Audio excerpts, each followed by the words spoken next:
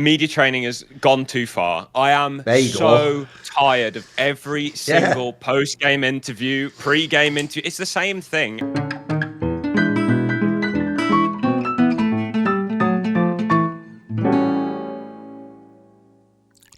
Snake and Banter has returned. Our guest for this one is Index, who is both a commentator and actually the founder of Stratbase. If people know, that's one of those apps. You might have seen it on King T's work where you show the overview and the little circles moving around. And as I always say, you all pretend that's exactly what you all really want. You want to see loads of in-depth strategic content, but then not a single one of you will ever click a YouTube video. Or if you do, like, here's the joke. I'll give you my ultimate, you know, the thing that the Thorin superpower, where I tell you the truth, but it really hurts your feelings. You all have a giant YouTube playlist full of all those Ash videos, and all of them have the red bar just like 1 minute into them, don't they? That's it. You have a little but you're going to get to them real soon because you love those tactics. So anyway, don't know why I'm even doing that shot most about. It's just an app you've made with your passion that you made for the community to try to help. But you know what? As usual, no good deed goes unpunished on this channel. So obviously we also punish the viewers by not even allowing you like foreplay, a build up. We just go straight into fucking your heart over the counter, fucking putting a rag over your head or something. So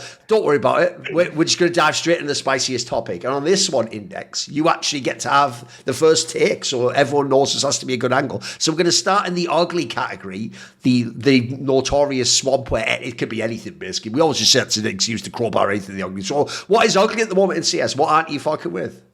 My like clickbait title for this is media training has gone too far. I am so tired of every single post-game interview, pre-game interview. It's the same thing. And then you've got like the like aura shit that's going on where it's like, oh, we're gonna be cool, we're gonna give like one word answers now, and like all the CIS scene have picked up on that. So like, you know, you've got Spirit getting into playoffs every tournament, and then James Banks walks over and it doesn't matter what he asks, he's getting one word in response. Like, yeah, like everyone's too nice. Like back in the day when we had Simple, he'd give a few spicy takes, and obviously he's starting to come back now, but like our best player in the world at the minute, I've got so much time for all of his gameplay. I love watching him in the server. Right, somebody put a microphone in front of him, I don't care. I don't, and like this is the best player we've got. Like I think the one player that I actually really enjoy listening to in both like interviews and watching him on camera, like talking shit, is like Apex. Like that clip from the other day, a couple of tournaments ago, where he's just absolutely giving it to Spinks. And like, sure, there might be a bit of animosity there from the past, but like that's what I want to see. The content clip on ESL yesterday, I think Maui, you were watching it on your co-stream, and it's like, oh, rank the best openers, and Donk puts himself as second. Like, come on, bro. Like, come on. I know. You're like a generational talent. I love it. What are you doing? I love it. You were second best player last year in your opening. Oh, mate, I can't do it. It's just, I really want to enjoy the interview. I feel like back in 2015, we had like loads of like super cool personalities. You had like Shocks, who was just incredibly obnoxiously French, like Pasha with his sort of like London school and stuff. Like there was a bit of character going on. And I think part of that might have been because I feel like a few of these players had lives before they went into CS.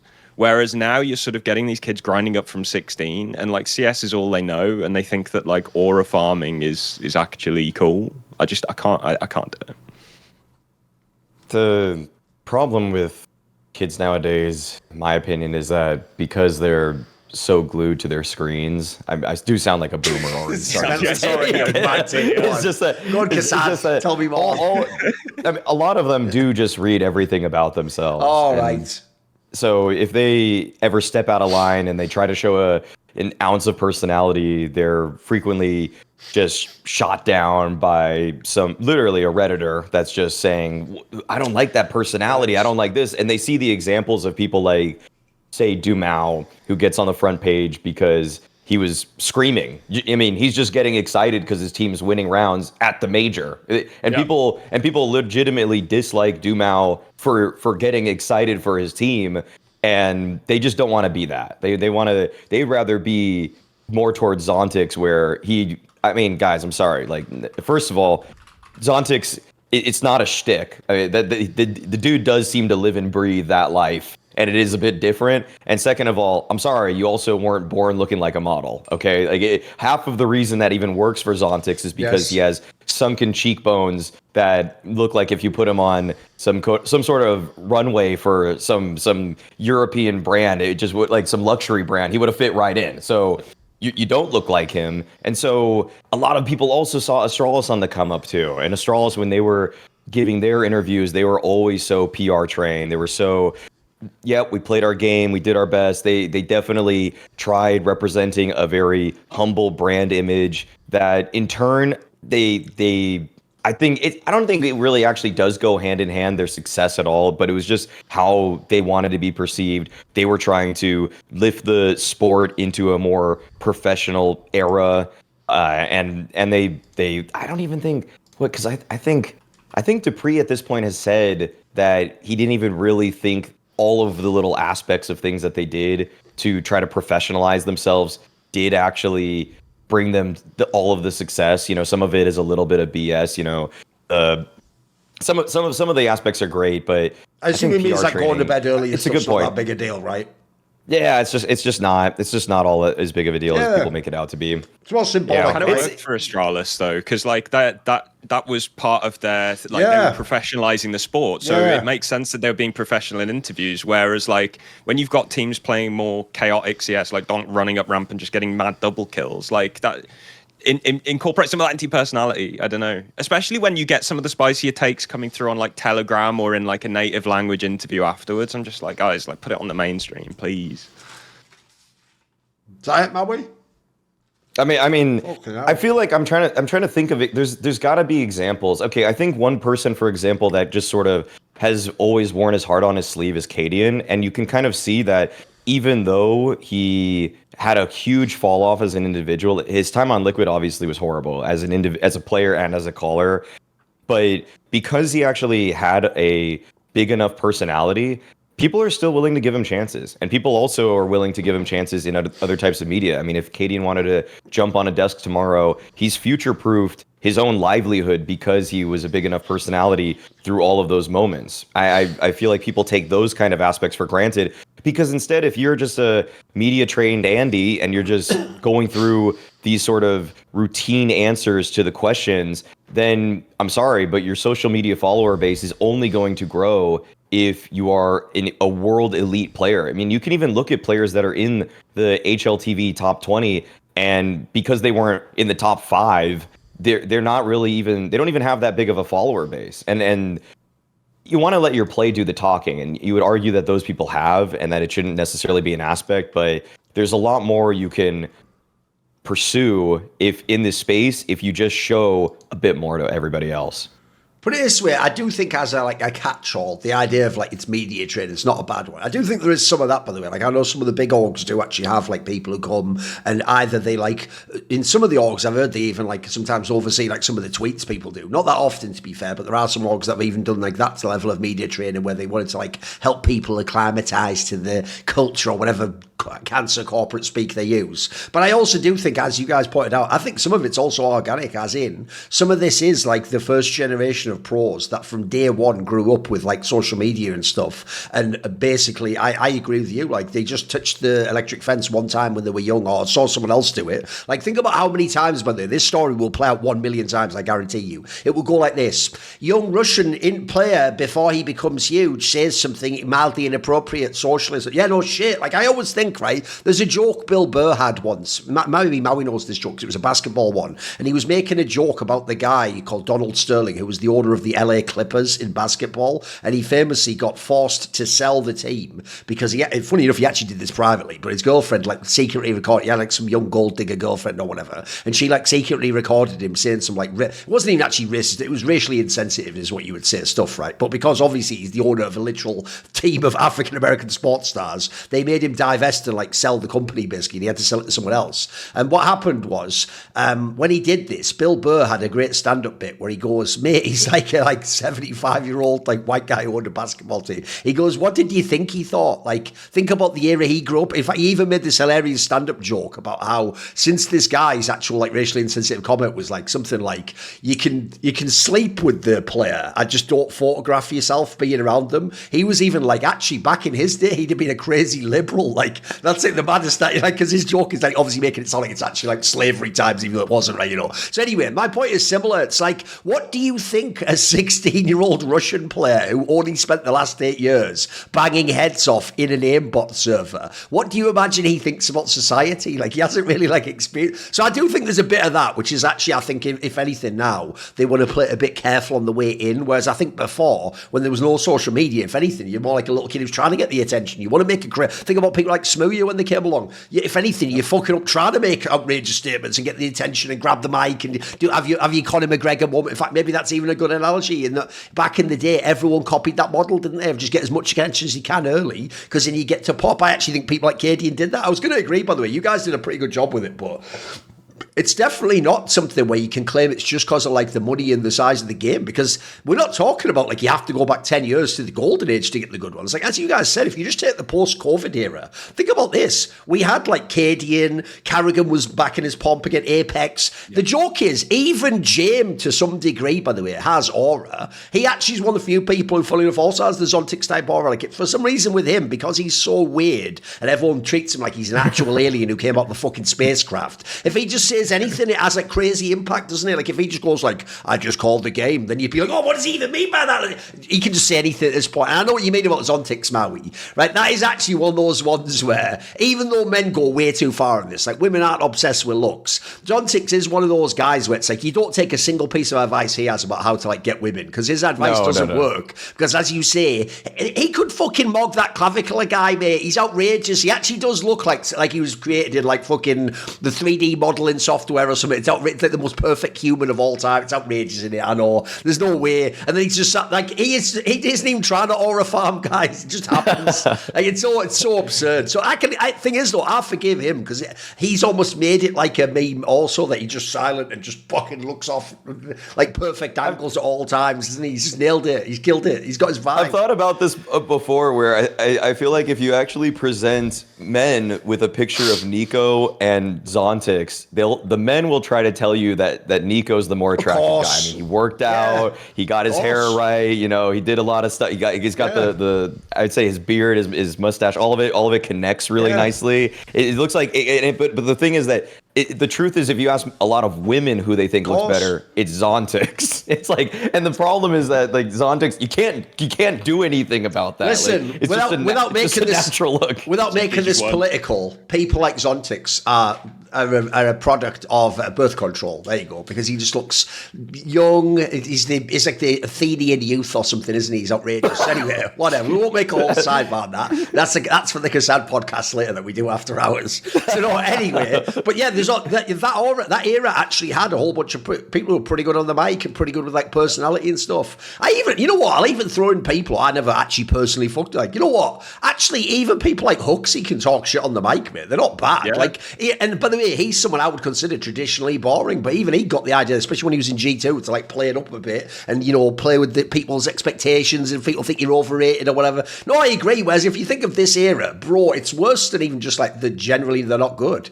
It starts with the fucking stars and they're all boring as shit. Like the three biggest stars we have in Counter-Strike right now are Donk, ZywOo and Mauisnake. Holy fuck balls. Is there even one human personality collectively between the three of them? Like, this is literally, are you ready? I'll give you literally their entire personalities. Donk is mildly angry sometimes because he loses the game and it's not his fault. ZywOo's entire personality is he's humble. Am I missing something? What? Mate, nobody in the universe won. They wouldn't anyway, ZywOo. But for your personality, no one's swiping on you, homie. Like, what are you talking about? Imagine that, just like a picture of it. I'm humble. It's like, fuck, get the fuck out of here. You know what, mate? No one's giving you a super like, I'll tell you that right now. Except the Apex and Stars. And they better have the fucking premium subscription. And then the last one's Mauisnake, right? I actually think Mauisnake, if he wasn't on Falcons and he hadn't been sort of shit talked, so he might do a little bit of spice, because I imagine he's got some in there. His problem for real, I'm not even joking, is I actually think a bit like ZywOo is a bit too nice. I actually think that's real, you know what I mean? I think by the way, maybe that's one last thing to say. They also don't seem to get that part of its persona, part of its an act. You know what I mean? Yeah.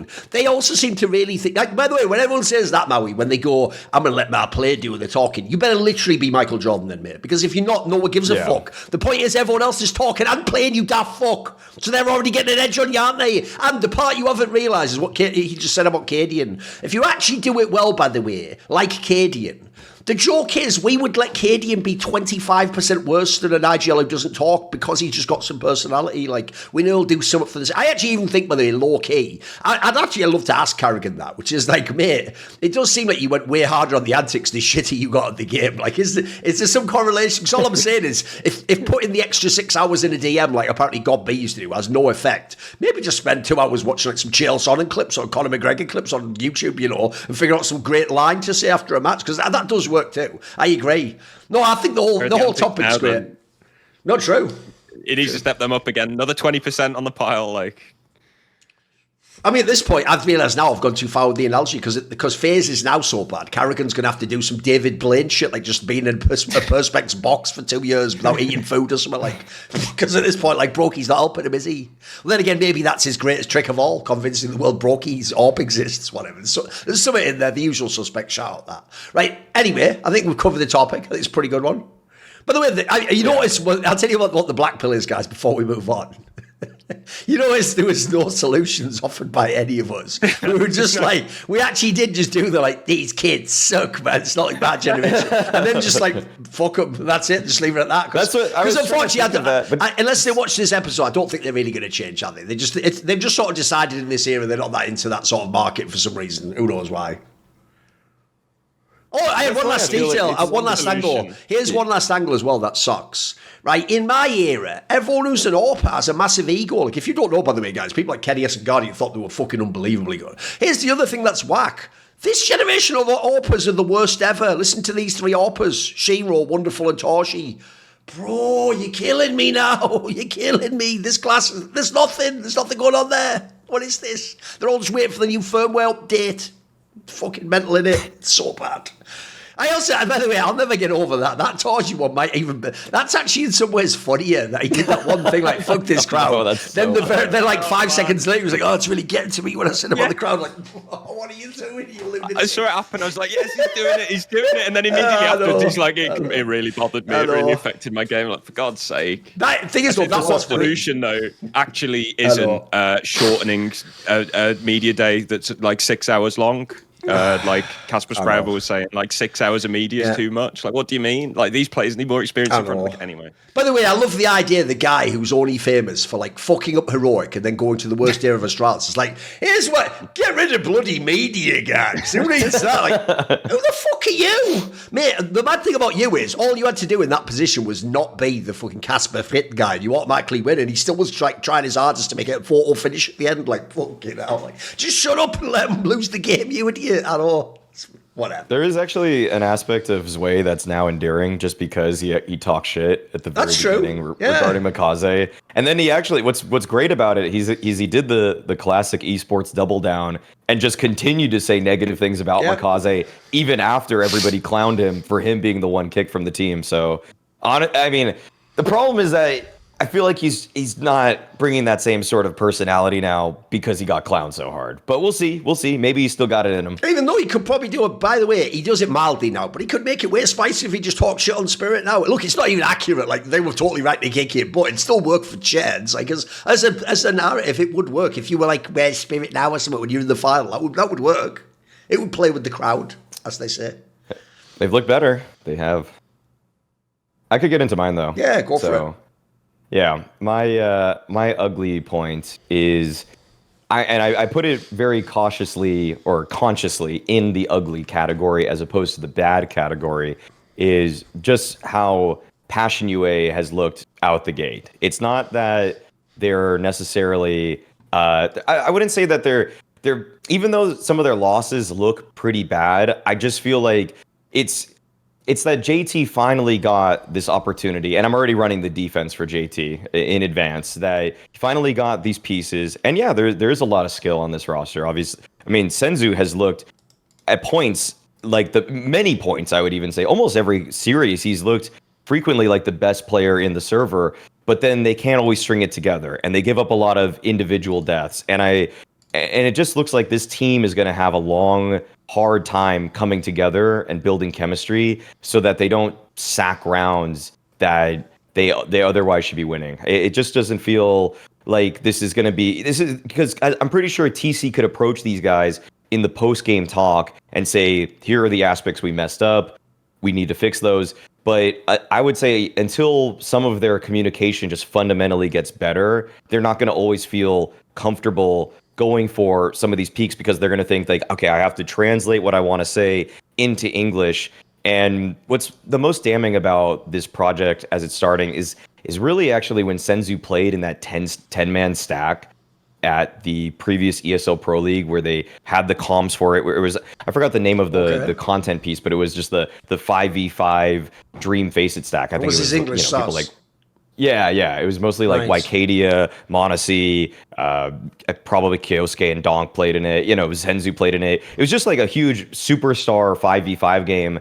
And the catch was that it would actually change your FACEIT elo. And ZywOo just had such a hard time even getting anything across. Wow. Right. Or he did not look like he was really comfortable communicating in English for that content piece.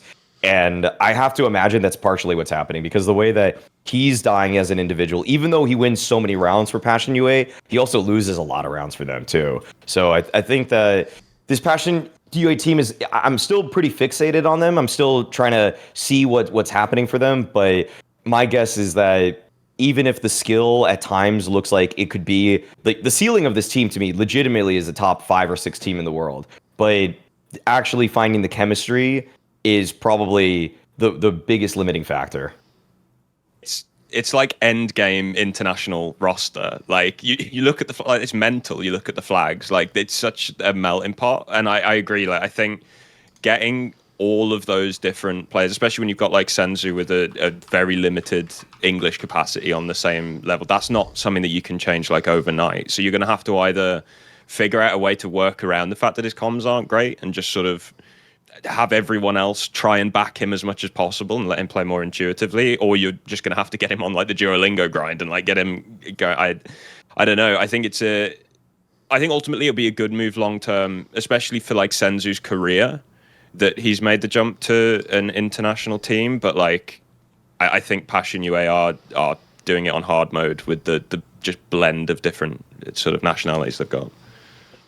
I actually agree with this being ugly because the problem is I actually think this roster's a banger. Like in an ideal world, yeah, I'd rather JT just went to a better team, but I also think that's like an unrealistic expectation. Like, by the way, he's another person that sadly has never done anything on the mic. He's fairly auraless, right? And that's why unless you have the eye to see what he's doing in a lesser squad with lesser people, most people have just don't even think he's bad. They just ignored him. They're not even aware someone like him exists and is on the table. So I actually like the idea that at least in this team he'll get a chance to show what he's got. And already, by the way, if you look out the gate, like they've already been good. Like, mate, they absolutely could have won that FUT series. That was right there. And FUT, if anything, is one of the most dangerous up-and-coming teams. And they did beat Liquid. That was achieved fucking easy. That was the first official match. They got it done immediately. So, also, I agree. Even if his language skills aren't that great, it doesn't matter right now, mate. ZywOo looks even better than he was in Mongols. It was fucking ages ago he was playing in that. Like, remember, he's had like a solid almost half a year off at this point in time. So, I actually think he already looked great out the gate. Like, I'm pretty sure with a player like that.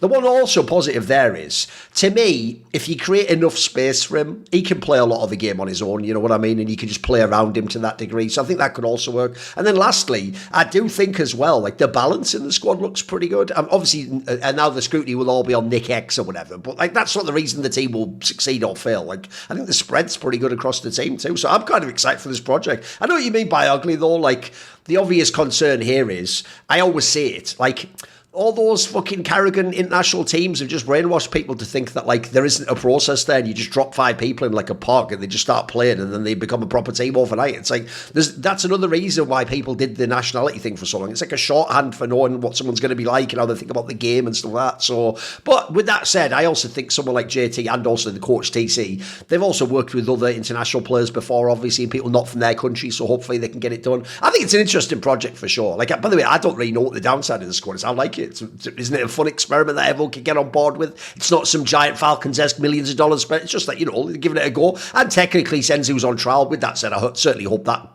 clears through because it looks good. Unless he's going to go to a better team, it looks like the best chance to have him back in the scene. So I think it's pretty good. It's pretty good in general.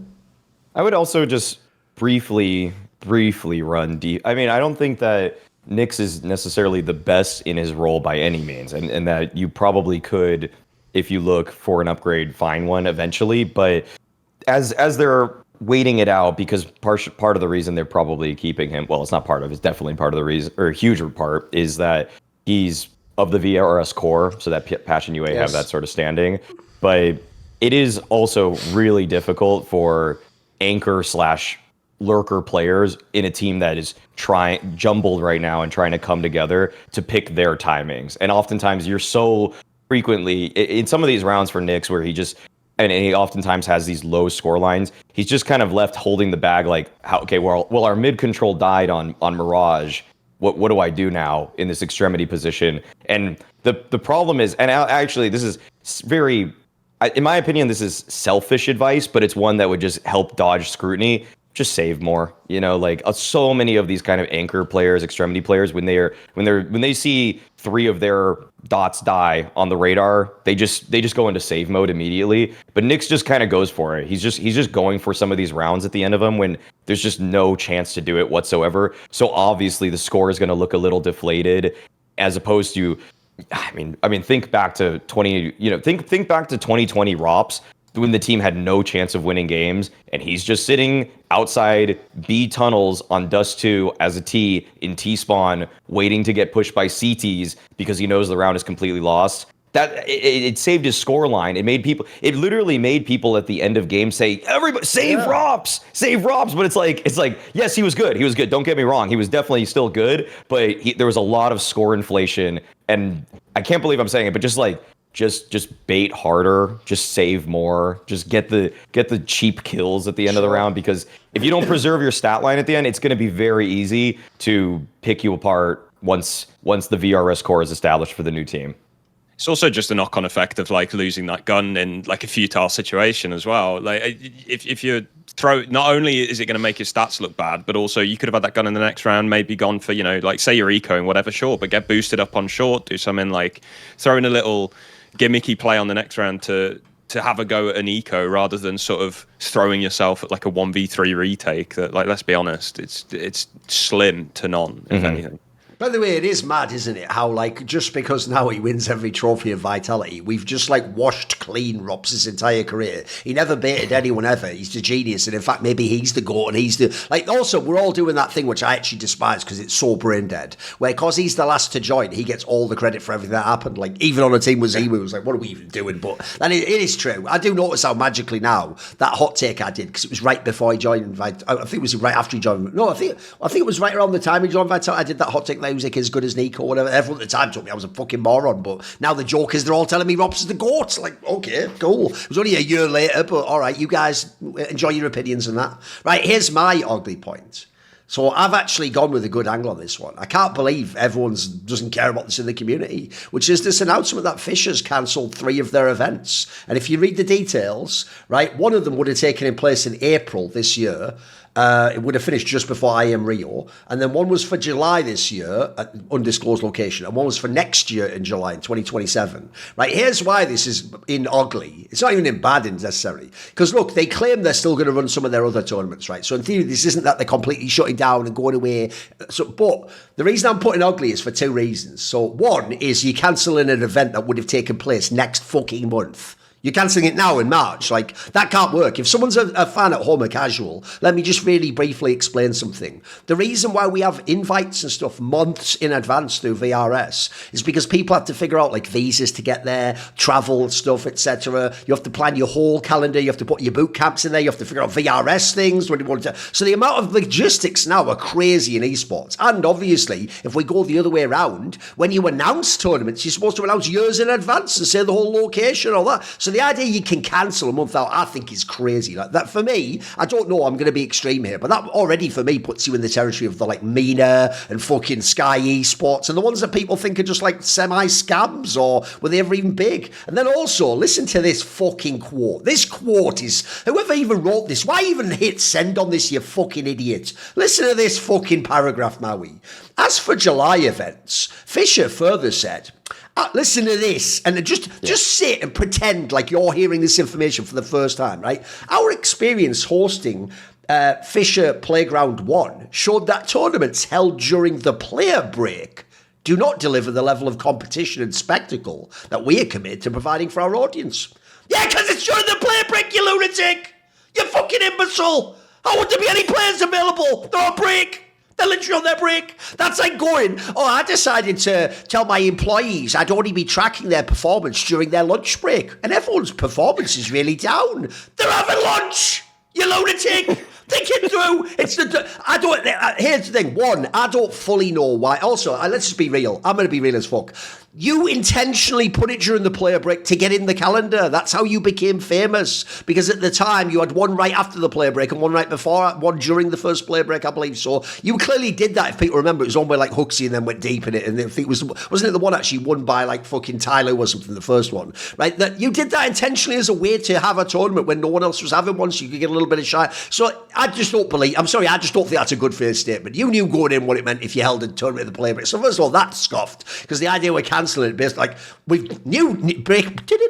breaking news. We've just discovered that having tournaments during the play break isn't as big as having them not during the play break. Over to you, Bill. Fucking hell, like that's just shit in itself. And then secondly, as I say, this is more of an abstract point. I actually feel like this has become a regular thing now in esports, which is unless you're the biggest TOs in the world, even when you have events that get added to the calendar, no one knows, will they be there in a year? Will they be there in 2 years? Are you even going to be big? And also, this is a company that if you went back last year, people thought was going the opposite direction. They assumed it was getting bigger and they had more money to spend and all. So I just have this feeling that like, in general, if you look at the level of competition, we all want loads of like tier 1.5 and tier 2 lands. This is exactly what we actually want. In fact, the joke is the idea this would run during a player break was probably a selling point, like I say, because then you think to yourself, all the teams that don't, for example, make the major or something are going to go to this land, aren't they? Or the ones that want to like claim a little bit of credit and get some eyeballs on themselves and get ahead of the next season. So I actually just don't get like what the point of some of these tournaments is. So that's why I put it as my ugly. Like it's obviously bad in theory that they cancel, but I think it's just ugly in general. Like what the fuck?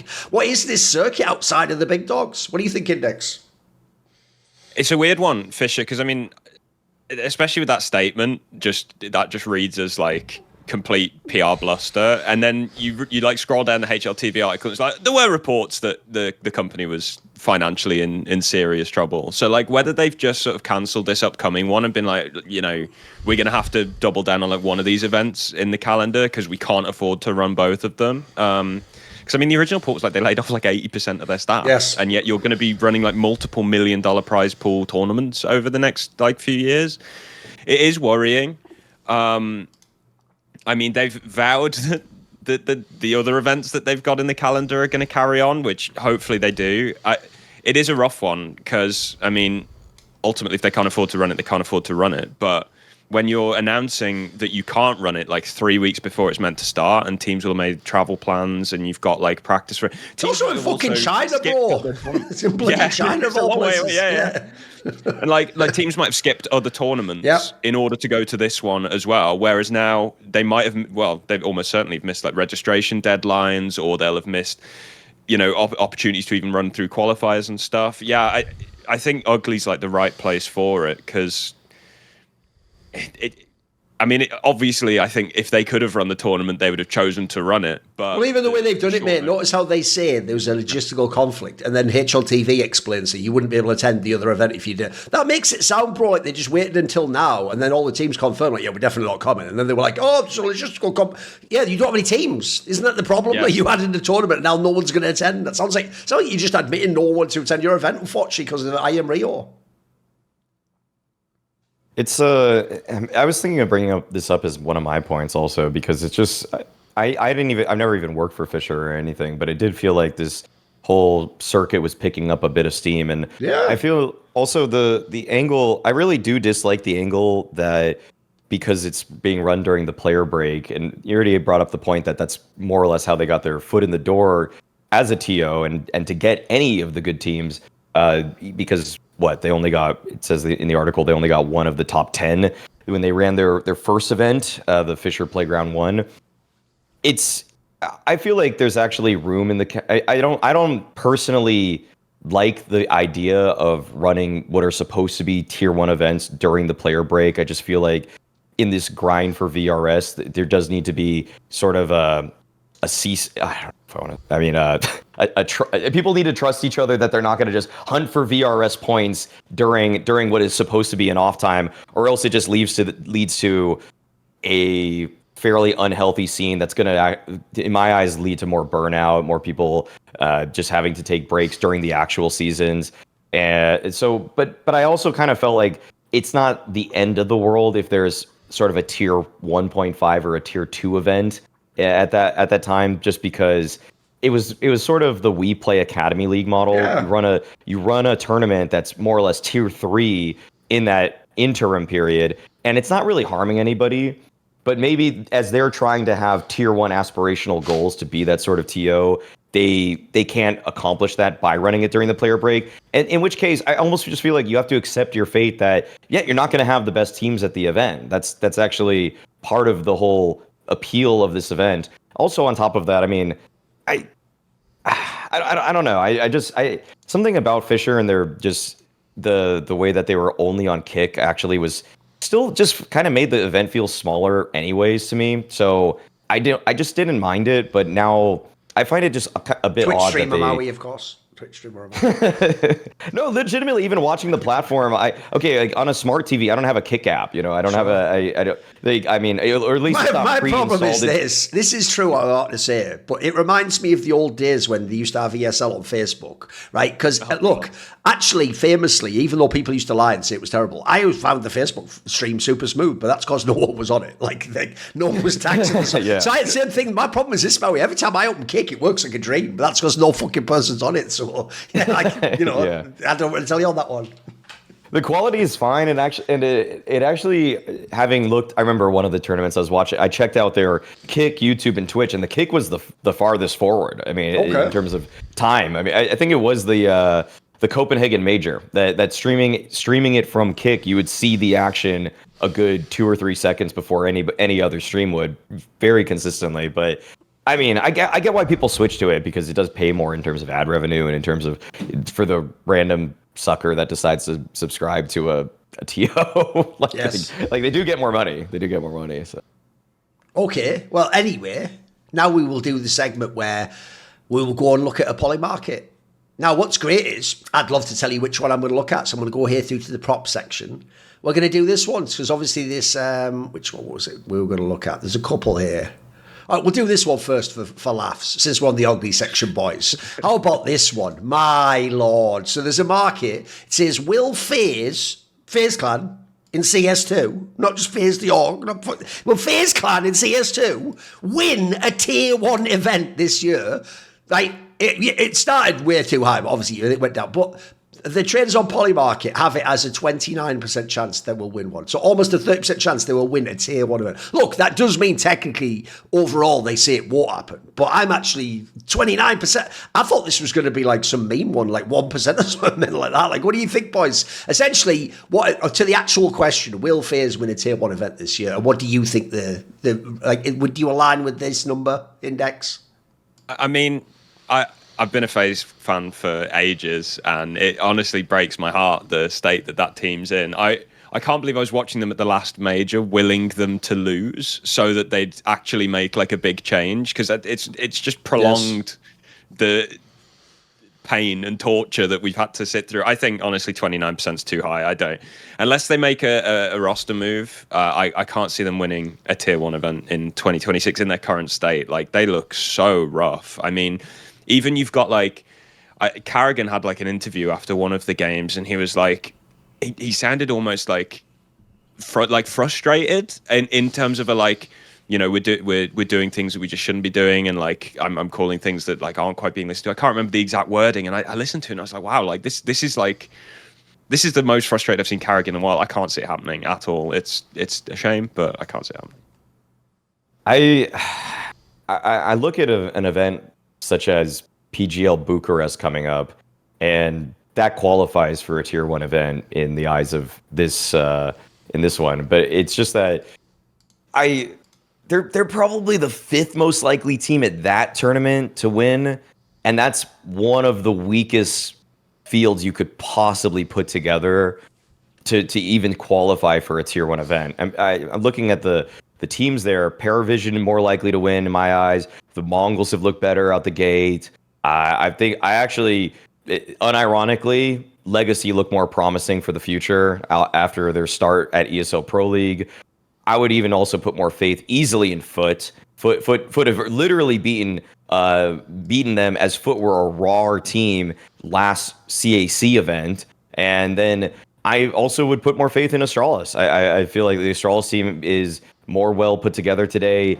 Maybe the only way you could possibly predict this is that you see some sort of move that they're going to make, some roster change that is going to elevate them. But the problem is that with all of the behind the scenes issues with FaZe, where they've separated from the parent company, which seem to have some sort of like greater amount of funds that they could work with. I don't know where they're going to get money. The most recent signing for FaZe was Jacob, and yeah, he's kind of just a random tier 2 Polish guy. Yeah, he was the best player on a team that was ranked 35th in the world, but FaZe used to sign superstars. Yeah. FaZe used to poach Mao's players.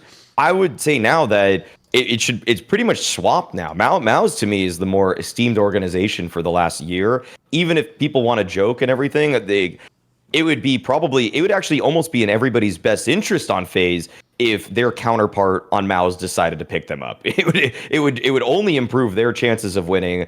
And so I don't really see 29% is almost just you are banking completely. You're trying to predict that they're going to make a roster change.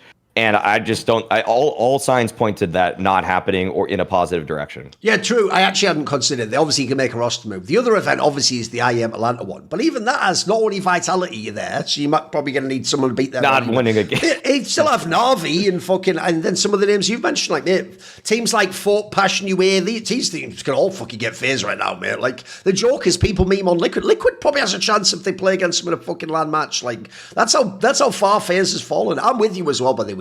Like, people don't get this. What's weird is the major run is what makes me so sure they can't win an event, because, bro, that was like the best possible scenario, and you still just got absolutely ploughed in the final and probably should have lost the semi-final to Na'Vi. Like, that's it. Like, that was your best case scenario. That was like everyone hitting like dream form almost at this point. So it's just not going to happen, is it? It's just implausible.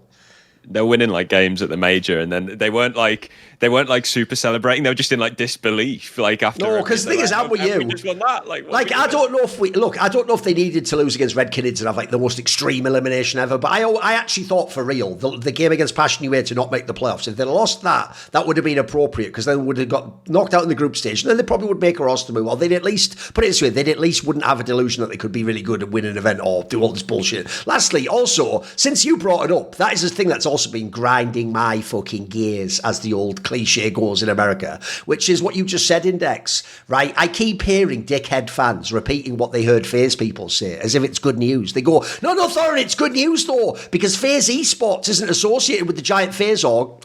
Think about what you're saying, you fucking imbecile. Where would you get any money from? All the money came from having the biggest streamers in the world, like FaZe Clan, the actual org. So what you're telling me is, don't worry, they're not associated with them just because that's tanked financially. Well, then what are they associated with? The answer is nothing. Nothing. Like, that's the dumbest part. The whole point of FaZe was, a bit like back in the day, if no one knows the analogy, in League of Legends, right, TSM was one of the biggest orgs ever in North America, but famously, the way the company made its money was like guide websites to League of Legends. It wasn't like the actual League of Legends team. So essentially, you were subsidizing the esports team using a more healthy business. So if you now tell me, don't worry, they're not attached to the real business anymore, well, then I'm fucking more depressed, aren't I? Because where's any money coming from? There's no VC anymore in esports. So I don't even get how people celebrated that. That's such a weird one. And also, can anyone even name the people on the esports side? They're all just people we only know from fucking CS, from those videos. Like, they're not even famous. So I don't know, because I also do think, right, that people have missed the point that, like, if that's true that they're separate companies and this has to exist as its own company, I doubt it'll ever be giant and mega funded again. I imagine it'll just min-max like this and hope you keep some of the big names. Look, you can probably still pay their salaries, but I doubt you'd ever, put it this way, it seems like at this point you're never doing a big buyout. I mean, as Maui says, this team used to go and basically have a shortlist. They used to get people on the shortlist, mate. They'd have like 3 or 4 names, and one of them was going to say yes because, one, they were giant themselves, and then 2,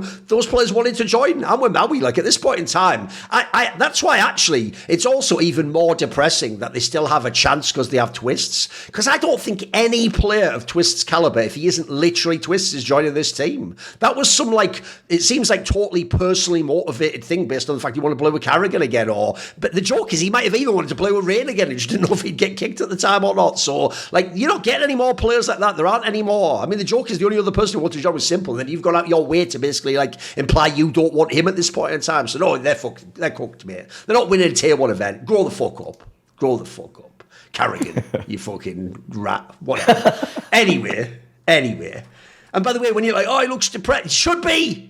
He should be. You know what? There's that saying where they go, oh, if you feel all depressed and hopeless, like, yeah, that's just a symptom of living in this society, you fucking lunatic. Yeah, if I'm in phase, and if this is the end of my career, and I'm like, hope I get a major on the way out, and then this is the roster I'm playing with every day. Yeah, you know what? I'd be pretty fucking depressed too Index. At that point, you wouldn't go, oh, what's wrong with your... No, that's totally appropriate. At this point, change my environment, and I will change as a person. There you go. That's my message to the world. Okay, let's go on, and let's roll it back and talk about good things in CS. So Index, what is good right now? I feel like we're seeing a bit of a LAN renaissance, like especially in tier 2. I mean, I know we've just talked about FISSURE like cancelling 3 events, but like especially in tier 2, you've got like at the minute, just to list off a few, like Parkin, Draculan. There was the ES Play like D Airport Masters, which is an actual airport, which is sick. BLAST announced that like in 2027 or whatever, they're going to cut back on their online stages. The Roman Imperium Cups, BC Game Masters was another LAN. StarLadder are doing some like stake thing. Relog have got one in Cyprus pre the cutoff for the major. And I think it's just great, like especially with a few of these have like CSTV opportunities or like co-streaming. Like I did some for Parkin. You just sort of send a DM and they're like, yeah, here's some IPs, which was great. Obviously the VRS stuff, like we've seen 100 Thieves debut at like what 32 in the rankings because they've just absolutely smashed 2 lands. And then you have the potential for some of these like top operators to sort of grow and hopefully build to a slightly bigger presence in the scene, like, which compared to where a few years ago it looked pretty bleak with like we had that ESL and BLAST sort of duopoly over the scene, and we didn't have basically any tier 2 lands. It was just like, okay, you've got CCT online, or you've got, whatever online tournaments were being run, ECL, that sort of thing. To actually have these teams competing on LAN, because it is a different game on LAN. Like the online CS and LAN CS is a very different thing, and I think just getting more teams on LAN, more tournaments on LAN, it can only be a good thing. It's a cool aspect of the VRS system that they somehow did bring esteem to what was otherwise just fun lands, just ones that people would go to with their friends. And in some ways, I feel like I don't know if I feel at all bad for the friends that used to go to these lands, because in a sense, this actually might be cooler because if you sign up as just a group of 5 guys, you have a chance to play snacks in your group stage match. How often has that happened before? It would be pretty rare.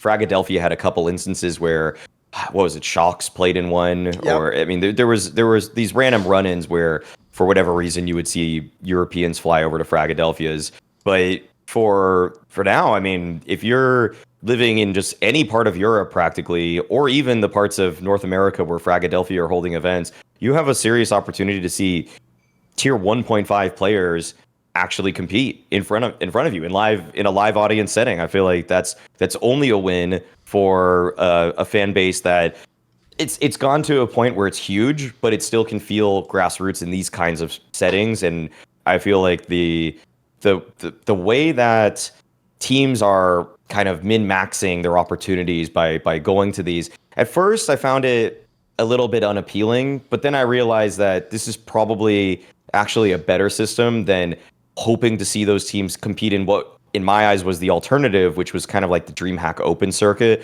which was an 8-team event. Oftentimes, there's just not enough spots in that. I mean, I felt like that's how a lot of like the Movistar Riders in 2022 came up, because they had a nice run at a land like that. But now you just kind of get to do it at these smaller ones, and maybe they go a little bit more under the radar. Like the DreamHack Open circuit was bigger. It was a bigger broadcast, but it's not actually taking away from what's happening at these. Like the level of competition can still be high. I mean, the recent 100 Thieves event, or not event, but their run that they had was actually pretty compelling. I had it on my TV when I was just kind of going about my daily errands and stuff. And it was it's nice to just see a different side of the esport that I feel like I really haven't really, other than Fragadelphia, I just never felt compelled to watch any sort of tier 2, tier 3 LAN until really this year.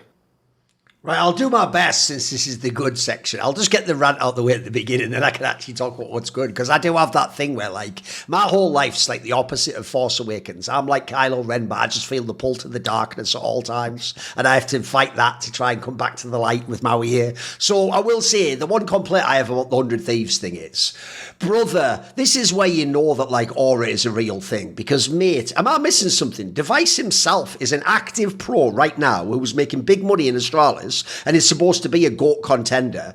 He is like that definition of what I call CS royalty. He's allowed to just get completely shit on by youngster who's not even a real AWPer in a LAN best of 3 series, and you haven't heard a peep about that game. In fact, people pretended that game didn't happen. Some people even misreported that they won all the LANs and just pretend that loss never happened. Meanwhile, bro, Simple can actually top frag a game he loses, and I'm told he's shit. Like, brother, I'll keep that same energy, homie. Like, which one of them's actually been playing for the last year professionally? It isn't Simple, I'll tell you that much. So I do think that one was convenient. But with that said, though, well done. This is my hot take. This is spoiling a hot take point made thing. I mean, I was going to get into that on there. Just save it. Save it for that. Yeah, I'm saving it. I'm saving it. I'd all appreciate it. Right, okay. So anyway. I already have it written down. That one I do think is absolute cancer. Because again, just keep the same energy, mate, which is it. Like, because I also think that's whack that he got wrecked like that. And sorry, Youngster is not an AWPer. Like, I'm actually amazed Rourke wins all these bloody games. It's ridiculous. So anyway, the good point is this. Look, here's what's funny, right? I'll also show you something where I could have done another negative rant, but I actually get it now, which is when I saw all the Blast employees or future Blast employees of the world, like, oh my God, Blast is innovating the scene. There's more LANs. I realized, I was like, wait a minute. You know, every other tournament ever was on LAN. Like, no one else had an online stage. What? Why are you all making it sound like they've invented LAN group stages? But to be fair, I'll give them one positive thing. I looked it up. Aside from Blast Open Spring last year, famously the thing about Blast was they only had 8 teams at the LANs, didn't they? Or 6, etc. So that's actually one area I did always used to make the point on this show and other shows that people were actually unfair to ESL. ESL's been running big events for a long, long time. So is PGL now. Whereas actually Blast often was like, they min-maxed by having 8 teams at the LAN, didn't they? They just had a different qualification system. With that said, to come to the main point though, I do agree, just like with that, I obviously want group stages to be on LAN if possible, and also I agree, by the way, here's why I actually am not that against, even though with the aforementioned 100 Thieves thing, it might be scoffed with how VRS works in it, etc. I'm not against the idea of these smaller LANs though, and the main reason why is this. People will forget this. It's just that online play in CSGO was a lot more consistent. And it was rarer that if you went through the online qualifier as a big team, you lost. Like, a lot of people might not realise how, like, once you'd invited the first few teams, the last spots were always done by these ridiculous online qualifiers, which, by the way, were worse than any CCT, because those were the ones where you did them all in like 2 days and you just ran the whole qualifier and people would start playing at like 10 in the morning local time, then end at like 3 in the morning the next day. And that match would decide whether you then went to a LAN and like affected your whole career and your team's trajectory and what probably people getting to stay on teams and shit. Like, so, and similarly in the modern day, before we had these small LANs, people have to cast their mind back just a year and a bit. It was just CCT online. Remember what Nip had to do at the beginning of last year? Essentially, they would have had to win like 3 or 4 CCTs in a row to have like any impact on the scene or something, which if you don't realise it, beyond things like match fixes, it's just an absurd premise. Like, it's going to be so hard to do that, and it's not really that close to what doing it on LAN is. Whereas when you have these LANs here, actually, here's the other cool thing. The best thing about LAN is it is a more authentic. So when you do get a random upset at one of these LANs of a smaller team, like the joke is the actual team beyond the hype that made more of a name at that bloody 100 Thieves is the Ill Will team. That's the one that everyone's like, oh, actually, maybe there is something here, because if this is LAN and they're beating real teams, it must be legit. Like, actually, that's the benefit of LAN. LAN is an automatic legitimizer, especially because so far, no flusher, people assume you can't cheat on LAN. No, Kaylee, whatever. We just assume you can't anymore. They definitely got rid of all that and just don't look into it anymore. There's just no problem doing it all. So anyway, I agree. I actually do think it's way better. And even though, yes, there's still some tweaks to be made, everyone who says, I want the RMR, this is the RMR. This basically is the RMR right now. It's not called that, but it's having the same impact, isn't it? Like, going to these LANs is what's getting people in there. And at the end of the day, I'd still rather you beat like a comparable team on LAN here than play a CCT semi-final that no one watches online, etc. So I don't know. I think it's pretty decent. I'm with you. It could be better, but it's pretty good. Yeah, and even from like a talent point of view, like, because I only started like properly taking commentary seriously like a couple of years ago, and that was when you had online CS for like, in terms of the well, paying jobs, was CCT and ECL. Yeah, of course. And those already had rosters that were pretty well stacked. Like they had their go-to guys. So you're like waiting for somebody to be ill or for there to be like a rare opportunity of somebody dropping out to get your foot in the door at some of these events. Whereas now, like you've got a bunch of different tournament operators that you can go to, and then even if you don't get hired for some of those events, I can just go on and be like, oh, well, can I co-stream? And unlike, one of the big tier 1 organizers where they might be like, we want you to have this many followers or this much viewership, like these smaller lands are just happy for the coverage a lot of the time. So there's more opportunity to just hone the craft as well. Okay. Right, Maui, I know he technically sort of encroached that way. I didn't know how he's going to spin it. So what's your good point? Well, yeah, I mean, it's partially just, well, more so, I guess, the focus of BLAST to just kind of restore the formats that they really, I'd say, made look better in the past. I mean, it is partially the fact that they swapped back to LAN, but there were a couple other aspects of the BLAST changes. I guess I'll just focus more on those because as opposed to the LAN aspect, which we sort of just covered right there, I feel like there was a bit of a back and forth, a little bit of a discourse, if I even want to call it that PGL, ESL, sort of the treatment was getting better also for the players at their events, but now BLAST is investing more money into the player experience. Obviously, I mean, I'm kind of twisting the point now. It was going to be about the LAN stuff, so I'm just getting into other aspects of the BLAST revamping. And obviously, again, yes, I get hired a lot by PGL and BLAST events in particular. So I'd say that there were murmurs for a while of kind of like, ooh, is PGL overtaking BLAST? They're kind of jockeying for position there. And I would even say with how ESL on they don't feel like the crowning jewel of CS in the same way anymore. And I feel like it's kind of more of there's a little bit more parity regarding the TOs in general in terms of who's your favorite, what product do you actually like the most. And so BLAST making a statement regarding the fact that they're investing more into their events and the experiences around them is a really nice sign because it shows that actually the competition worked. I mean, I actually think that in a way, if it weren't for PGL kind of stepping up their game, ESL still delivering a super solid product, then now it kind of lit a fire underneath BLAST that, hey, the chatter has been heard and they're responding duly with a greater investment of resources. And I feel like this is exactly why we actually wanted to have more TOs in the space, because if you just have ESL resting on their laurels, then you don't really have them. They're not innovating more. And I almost feel like this deserves a reminder. The skits that everybody loves from ESL, they were not doing those before Flashpoint. I mean, that was probably, in terms of actual cultural impact of Flashpoint, I know that people just want to clown it for being a league that fell apart, but the lasting impact is that that ESL are still making skits to this day. That never ever happened until Flashpoint put out. If people don't know, the one that everyone loves, that Office ripoff, the Dispatch that they do for DHL, the guy who makes that literally is the guy who made the skits at Flashpoint, Tom Newman. Exactly. Yeah. Exactly. So the same people are working on these things, and I just seen.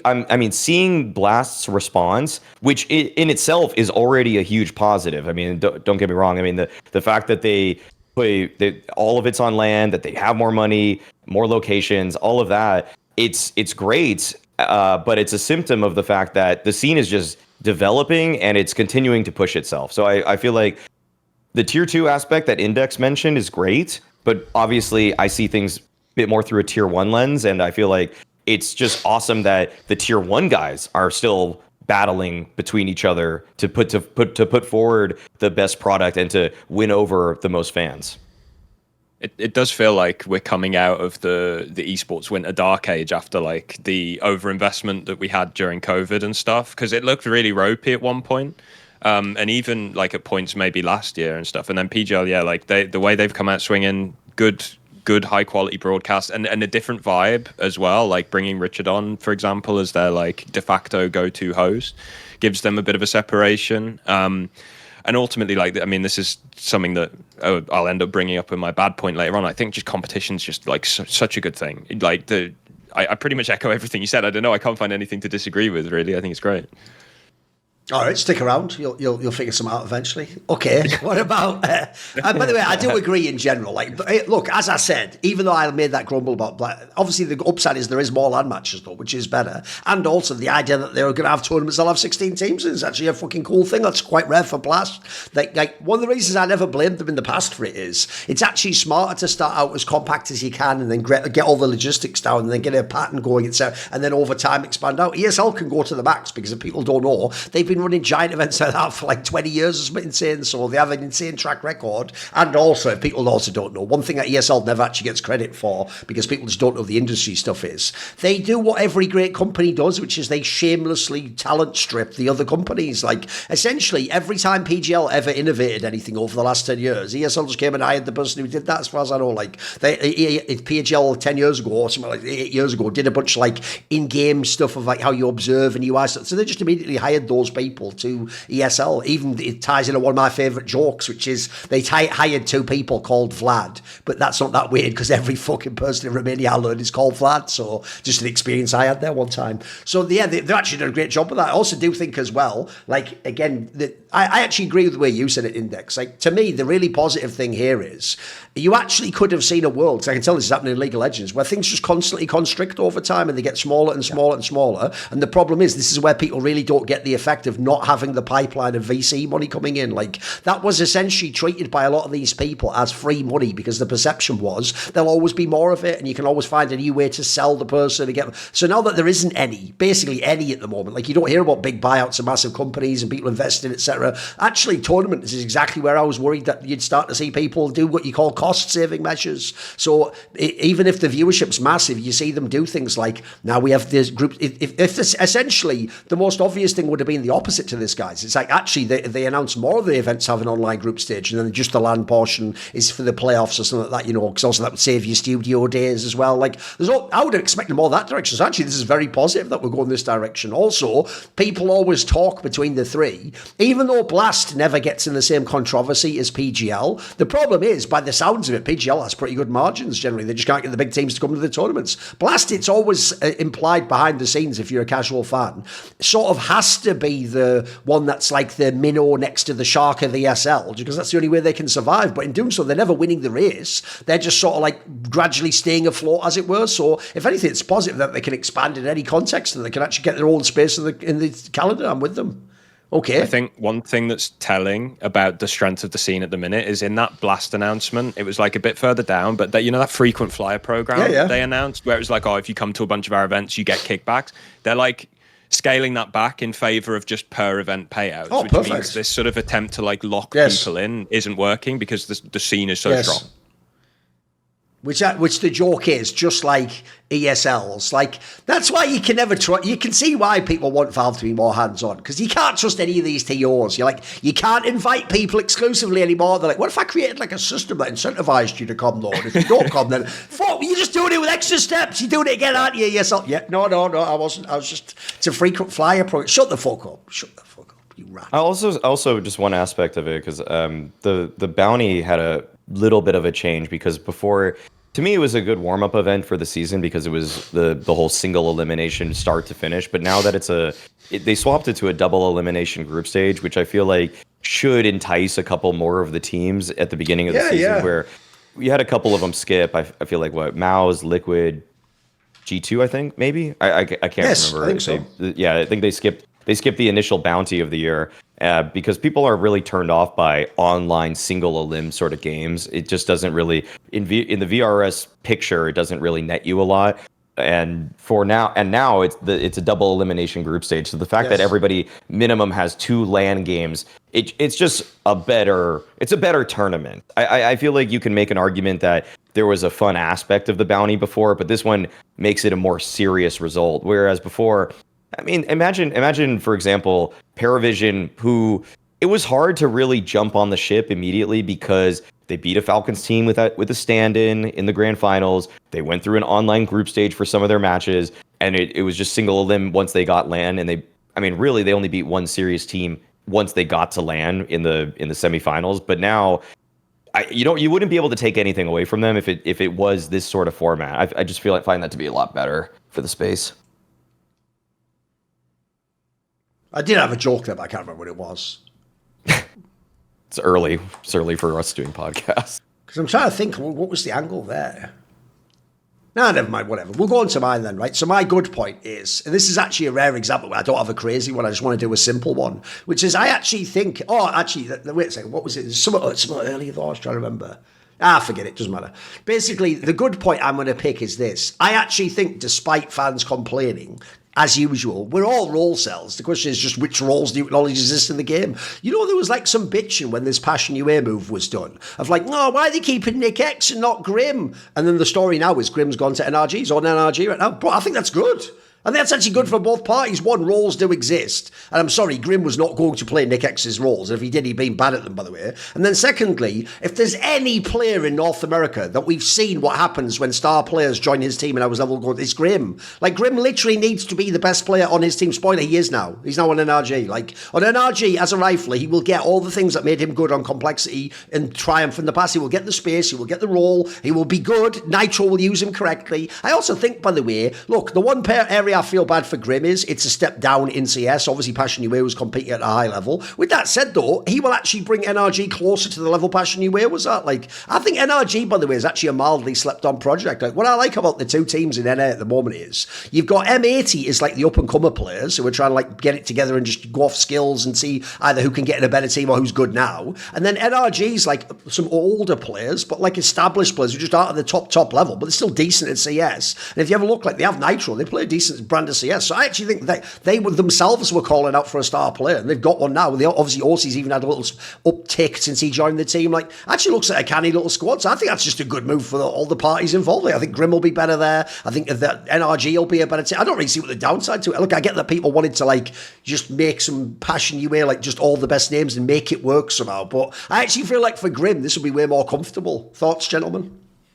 Looking at the games that they played so far in Pro League, I think I watched back the VODs for the NIP game, and like Grim was like mustard in some of these maps. Like, I mean, Ancient especially, obviously, because he had the mad stats, but like it almost shows that he has taken a step down to a slightly worse team, because his performance was like unbelievable. Like I think it's going to be a really good position for him. It's just whether the sort of surroundings can almost catch up to him. I was excited for it. It's a bit disappointing that they fell out of EPL as quickly as they did. We can get onto that one a bit later. For the Knicks aspect, I mean, there was some. I didn't see this myself, but the talk was that there was someone gave an interview somewhere that was regarding Grim wanted to be in North America more often. Oh, okay. So NRG actually just has a base in NA that, well, I know they have an office in LA, but I don't think he's going there. I mean, I think you could just play from home a little bit more. I think they're just in NA. I mean, Nitro stopped playing Valorant or whatever it was because he wanted to be home with his family, right, that makes sense. wife and kid more often. And so that seems to be what's going on over there. Whereas Nyx right now, he's younger, he's fresher in the space. You know, any opportunity in Europe is going to be one that helps him way more, like leaps and bounds. He's gonna improve much quicker than somebody like Grim, who I think Grim is actually in a good position as an individual right now. I just don't think that you're probably not going to see a massive improvement at the tier 1 level. I think he can still improve by 15% this year pretty easily than what he'd had last year, but Nyx might get 50% better in the span of 6 months living in Europe. It's very, very possible. So I like the move for both teams in a weird way. I feel like if Nyx was, I don't know who would have really taken Nyx of the NRG M80 sort of team. So I'm glad that he gets that opportunity. Yes. But I'm also excited to see Grim, who now is, he doesn't get all the absolute best positions, but he gets to play to himself a bit more, which is great, because when he is relegated to the actual most supportive elements of a team, I think we've seen in the past that it's not really to his forte. But when he's somewhere in the between, which he is now, and what he was for PassionUA and for NRG, that to me suits him super well. Where it's not, he doesn't need to be, if he's the number one set up to succeed guy in every single round, that might be too much of a burden. But if he's supposed to be your second best rifler, then this is a really solid team. Oh yeah, by the way, one last detail, because I did remember my point I was going to make earlier.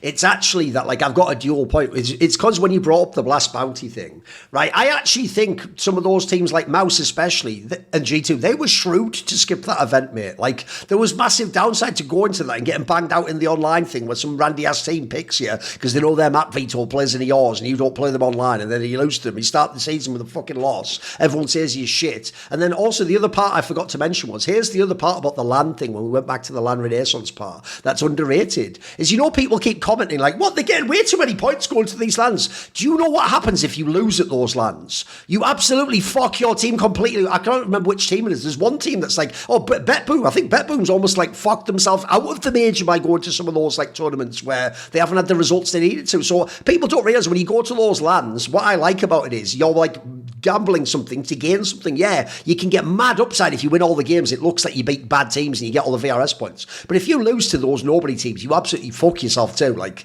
the downside is massive. Like, it's like some elo shit from matchmaking, so people don't realise how big that is. Okay, we've got another poly market here, boys. And this one is going to be, how about this one? This upcoming Blast Open Rotterdam. It's going to be this month. And it's who is the winner of the event going to be. So we've got a whole bunch of teams. We've got Vitality, unsurprisingly, is at 41%. Spirit's actually second, believe it or not. They're at 13%. Chances that the traders believe they'll win. FURIA is at 12%. Falcons is at 11%. Paravision at 8%. Mouse at 6%, etc. Thoughts on either who will win or any of these numbers? Who do you think will win this event index? I mean, I think I'd be foolish not to say Vitality, right? Like, the form that they've displayed at the beginning of the year, I could see, I could actually probably see maybe a FURIA doing more damage than perhaps a Spirit. I still don't think that, like, when it gets down to the crunch moment, Spirit have that sort of, especially Magic's like that calling ability to, when it gets down to, like, you know, a 12-12, like overtime type, you need to pull something creative out. I don't think the depth would be there for that. So I'd have to go for Vitality. It's interesting to see Spirit above FURIA, to be honest with you. Sure. I mean, I know they had that bit of a rough final recently, but I feel like with, you know, Molodor getting more and more stage experience, I'm hoping that sort of this year he starts to crack that, because otherwise, yeah, you could see FURIA having a bit of a rough one. Falcons, I have no hope. Just to tack that on to the end, no hope. Could you scroll down on it? I want to just see what the other Paravision 8.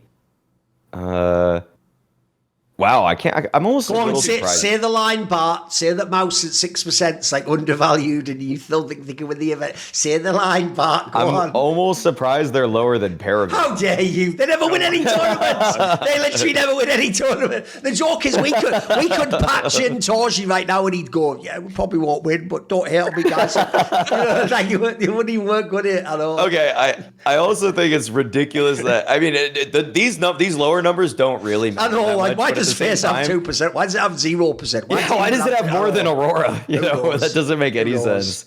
No, I think it's. I just wanted to see. It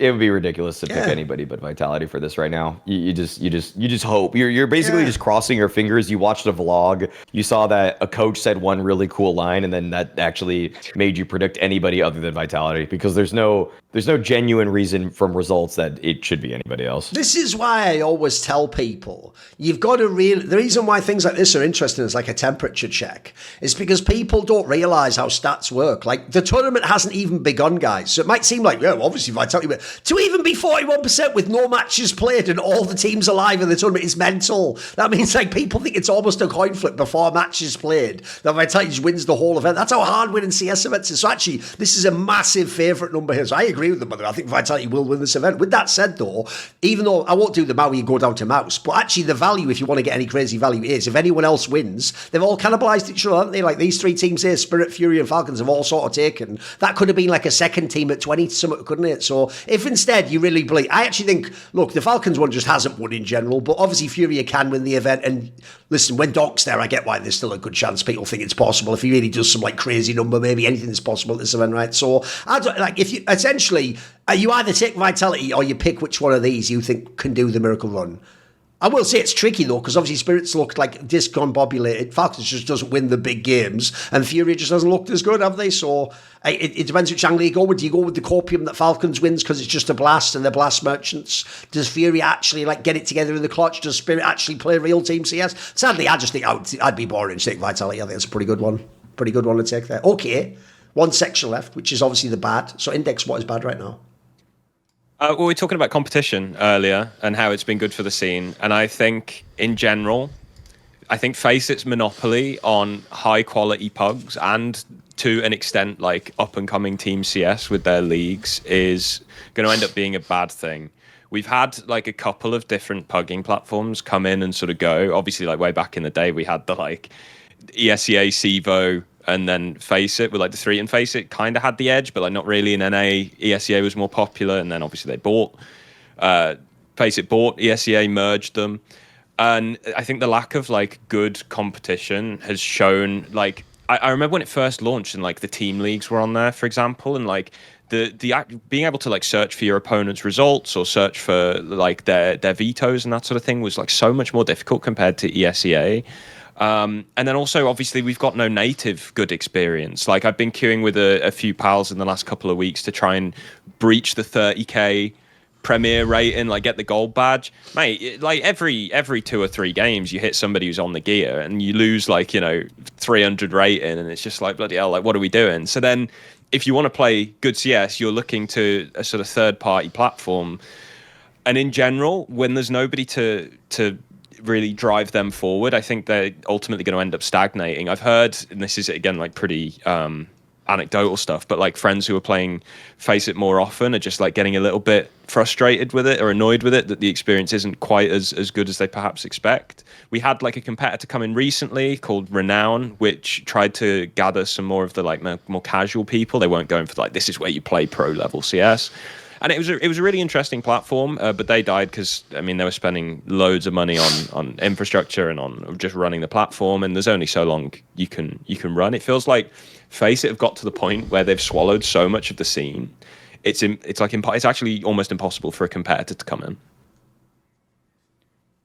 It's a good point to bring up. It's almost like you had a double ugly. I mean, this is it's great to point out the fact that FACEIT has more or less taken over. I know that in a couple of regions there's Gamers Club like in Brazil or eSportal, which I feel like has weirdly there's been I see this from the North American perspective, which is that I grew up playing ESEA, and with ESEA going or merging with FACEIT, I'll just say outright, the UI experience on the website has gotten tremendously worse. Nice. It was so actually one of the most fun aspects of ESEA in the past when I was competing in it was that you could very easily sort by league seasons and by league divisions, and then you would look at people. Like, you want a new opper, you could look up the top oppers by RWS, by whatever stat you want. It doesn't have to be RWS, but it could be, ADR, kills per round. There were all these different like basic metrics, like hard metrics you could practically just dive into, and then you could do tryouts like that. I found, but then when it ported over to the FACEIT platform, unless something's changed drastically, it still doesn't. I mean, I haven't, because I was competing in main. Not this most recent season, but the 3 before it. It's just for fun, really. And but it was kind of hard to find our stats and stuff. It was kind of hard to find any sort of data regarding this, and it was it just wasn't as satisfying as an experience. And the ESEA website was super dated and old. But on the pugging side of it worked really well. It's kind of like HLTV's website today, where it looks like a dated website. It doesn't have all the cool Web 3.0 aspects, but I don't need it to do that. I just want the raw numbers. I want the data. It'd be nice if I could get it in a some sort of spreadsheet format, but that's okay. They have to keep the leg up somewhere when they make tweets, don't they? But it's fine. It's fine. But yeah, I feel like ESEA and FACEIT it's the same thing. Kind of the conversation we had with PGL, BLAST, and ESL, they all push each other to be better at their respective jobs. But now with there not being a real competitor to FACEIT, the only I've also heard that the league experience lately is not as great because it's like they cut part of the admin team or something. Like getting a response can be a bit more difficult now because what's the incentive? There's only one league that you can play, so why would they hire a bunch of guys to give you the most prompt responses on things like that? So it's just a bad thing, and it's just one of those. Like I think it was almost a good move, too good of a move by FACEIT to buy ESEA, because now you just killed your competition, and now who do you even have to strive to be better than? It was super smart, yeah. Like as a business move, it was mega. But I think the long run, I don't know. I feel like it's bad for the consumer. It's bad for the consumer. Exactly. Yeah. One of the problems I have is since they always big up with FACEIT, FPL, and the idea that every great pro came from there, it's like, no, every pro played there. And even then, by the way, it's not every pro. You don't let everyone in. Like what you do, you just selectively pick the ones that did, and then don't mention the ones that never played on that system. But anyway, the idea is all these pros come through. But that's all you do. They were just in your plugin system, and then they come through. One thing that I wish they would do is, if you're going to lead into that, how about actually do a whole pipeline, do like a LAN for the people who are the top players and give them a chance to show off that they can play on LAN or something, or have like a combine or something equivalent to that, where you just go and play a bunch of LANs, and that's almost like a tryout thing for people in the next season. You could even do that in like the player break or something, since these aren't pro players. There's all sorts of like creative angles you can go. You could have your own academy league that's associated with FACEIT, etc. Because I'm with you. Like one of the problems I also think the platform has, like this is a problem, and I think actually a lot of fans have this issue. They just can't verbalize it. I'll give you two quick analogies. So one is, if people don't know, in the game League of Legends, there's a really infuriating detail which goes like this. Everyone who plays the game League of Legends is addicted to, if they win the game, getting the league points and going up on the ladder. So even though from day one, pretty much in League, there's been two modes you can play. You can play ranked, where you get ranked, or you can play something called normals, which is the idea that it doesn't count, it's just like a fun game, right? Sadly, people don't make it where if they want to have fun, they go play normals, because it doesn't have any stakes to it. So the fact it doesn't have stakes means even people who just want to have fun play the ranked one and just hope they win the game. So what happens is, you don't have, if you go into the normals ones, it's just weirdos and people with their girlfriend, because no one's playing it properly, right? And if you go to the ranked one, everyone is playing like it's the World Championship and you're a fucking lunatic, and they're going so hard. So I think we have the same problem in CS. So here's my analogy. Here's what you actually need in CS is you want an area where there's no cheaters, the server's good, and it's like a fun environment where you're not being stupid, but you're not playing like it's like you're both one step from getting into G2 or something mad like that. So I'll give you the quick analogy. This is the problem that exists in football in the real world. So when I was a kid, you had two options.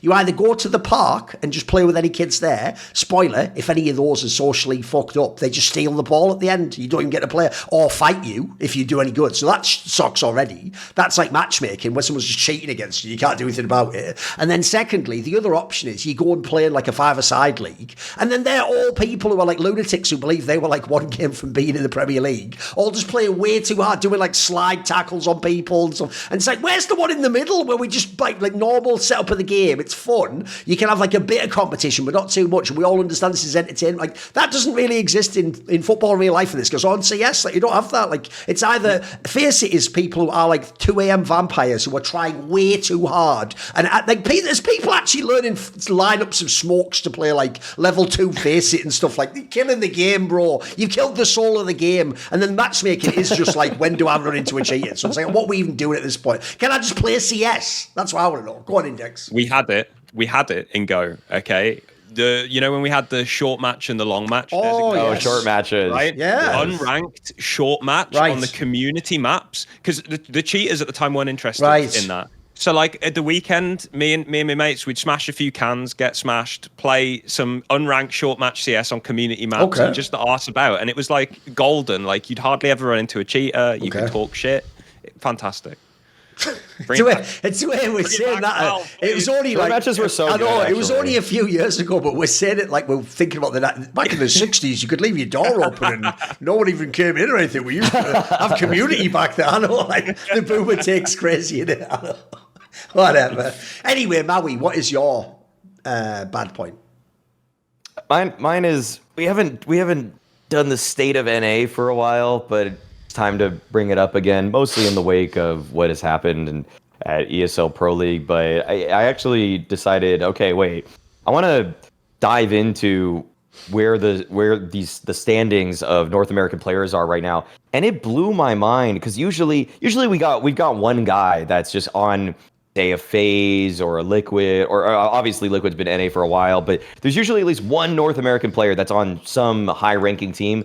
The highest-ranking North American player, if you just take their HLTV team ranking, is Malbs on G2, and they are 10th in the world. And Malbs, I know we've claimed him, I know we've taken him because technically Guatemala, what is it, north of the Panama Canal? I mean, technically that's North America, but in reality, that just looks horrible for North American CS. And if you even scroll down farther, I mean, you've got Liquid at 15th, and right now Liquid are just they're barely North American. Yeah, like if you look at a map, Maui, Guatemala's like the most technically North American of all. It's right in the bottom, bro. Because yeah, fair enough. Like a man, it's. I think Central America is way more appropriate because culturally, I'm sorry, like if anybody's listening from those regions, like you and I have very little in common. Dare I say, nearly nothing. Sure. The only, we have a nonstop flight from LA to one another, but that's about it. Like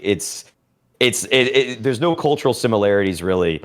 And when you look at actually the highest majority North American roster, now you have to scroll really far down. I mean, you're getting NRG at 21. I mean, to have the highest ranked North American team be out of the top 20, that's great. That's a crazy fall from grace. Where usually there would be a few teams that are competing in the top 7 or so rosters in the HLTV ranking. I mean, it's not like I'm expecting any sort of return to glory necessarily for the region with no real incentives for there to be. I mean, the incentive is just that you're trying to put together right now the best NA team to just get deep enough in the VRS system so that you get a major berth. And to NRG's credit, they've accomplished that. They have the highest ranked North American team right now. But it's just it's almost kind of weird to me right now that even some of the legacy stars are also having a fall off too. That's the third aspect of this point, that even the twists, even the Elisias of the world, I mean, those guys are just on the 11th and 15th ranked teams in the world. There's nobody right now that is actually punching up to win a title. There's no one really even remotely close to winning a title that's from North America as a region. And I guess you could take this how you want, because obviously, like, Americans are brash, and so everything that is perilous is deserved in some respect. But it's just like I just find that in the long run, this feels like this is kind of the symptom of what has already happened with the dissolving of a North American Pro League 7 or whatever years ago it's been. It's just, I mean, we're seeing the repercussions, which is that there's really no rising talent either. I'd say that's the final point of this, is that I look at the teams that are coming up right now, and I have to right now, in order to try to sell myself on the idea of some good NA talent, I've gone back to OC and Grim. Like I like those guys, but that's really, those are the quote unquote prospects of the space right now who could actually take down European top 20 teams. It's OC and Grim. So we have clearly regressed. As much as I like a lot of these guys, that's not a great position. And the final thing I'm going to say is that I can't believe it, but the team that I am actually most curious about now is Voka going to the PGL Bucharest event, who qualified through. That's by the way, the Timberman guys, like the Timber, like part of the Timberman crew, the ones that qualified for the PGL event, like Snav and Shane and those guys. I'm glad that they actually changed it up, that they played recently with George. I think George is actually pretty solid, but in general, when we're rooting for them, it's just, oh man, it's dire. It's just extremely dire. I didn't realize quite how bad it had got for NA until you went on that, and I started looking at the list, and I was like, oh my god, yeah, like this is pretty awful. Because after the Pro League spot dissolved and sort of NA sort of dropped out of, I guess, the top like consciousness or whatever, I only really had space in my sort of mental bandwidth for one like diabolically poor scene, and so I'd pick the UK obviously because that's where I'm from. But like, yeah, man, this is like rough. I mean, it comes to something that we've got like Monty with 2 UK players as a team that is only slightly beaten out by M80 at the moment. Like, I don't even know what the solution would be at this point, because you've still got like Frag and stuff as lands, but it does feel like having that pipeline up to sort of Pro League has just like completely ruined the scene.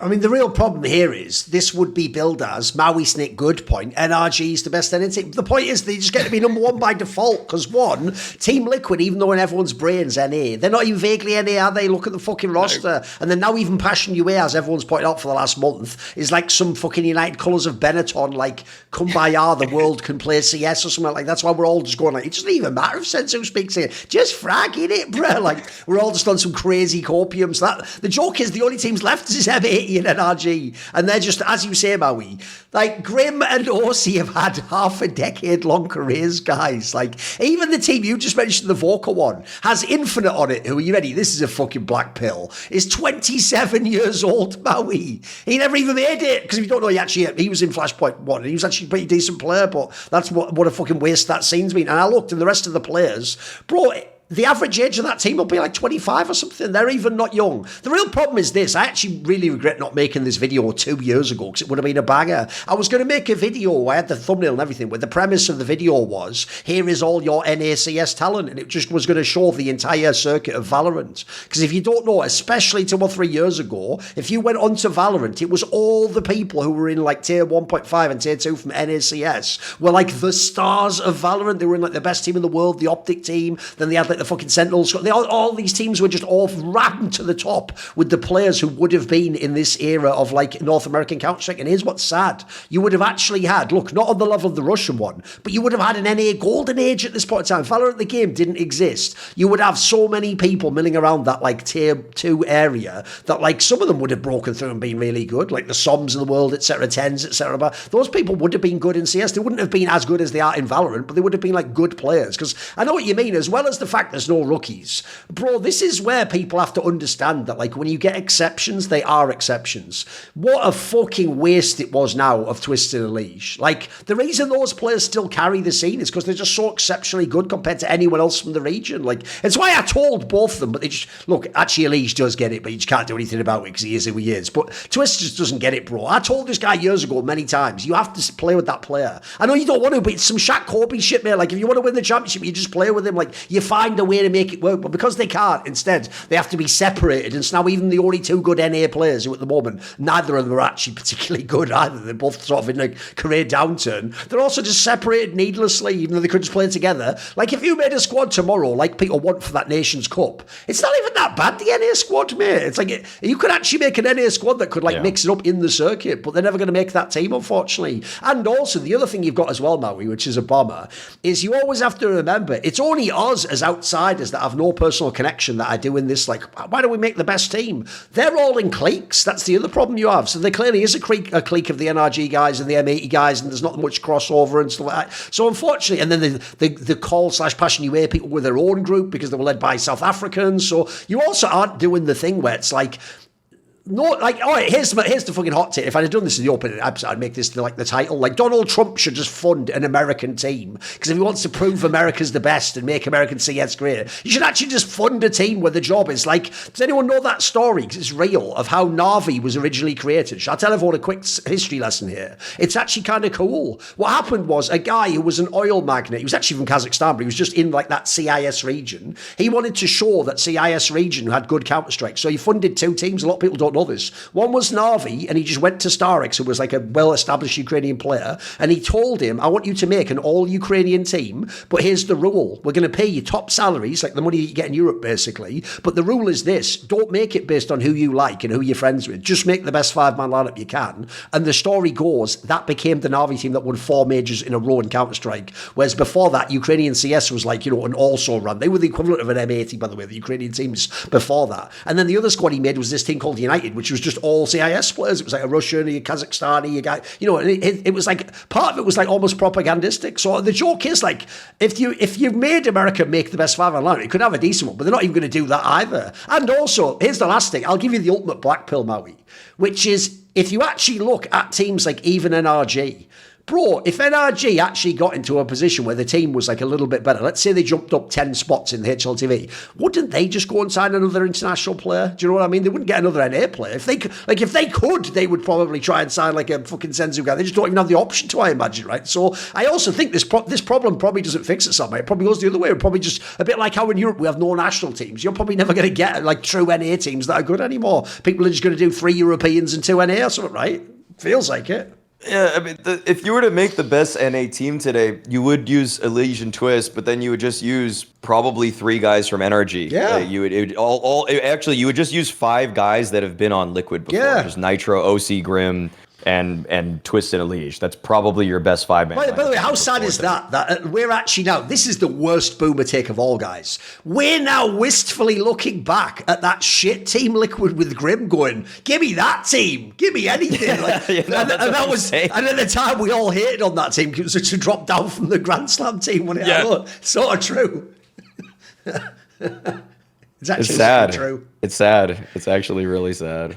It's the exact like you don't know what you've got till it's gone thing. Like everyone looked at that Liquid team back then and were like, God, this is such a disappointment compared to where they were. And now we're looking at the team now and looking back at it worse, but no.